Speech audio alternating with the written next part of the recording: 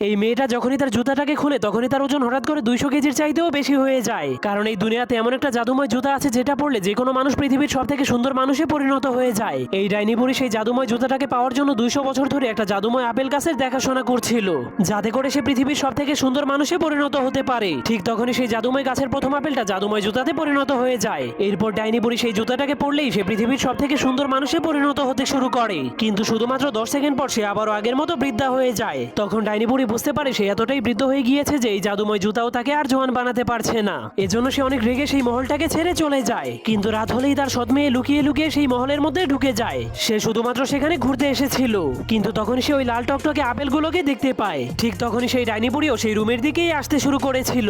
যখনই ডাইনি বুড়ি সেই দরজাটাকে খুলে তখনই পুরো রুমটাই আলোকিত হয়ে যায়। এরপর ডাইনি বুড়ি দেখতে পায় তার সৎ মেয়ে পৃথিবীর সব থেকে সুন্দর মানুষে পরিণত হয়ে গিয়েছে, কারণ সে ওই জাদুময় জুতোগুলো পরে ফেলেছিল। যা দেখার পর ডাইনি বুড়ি অনেক রেগে তার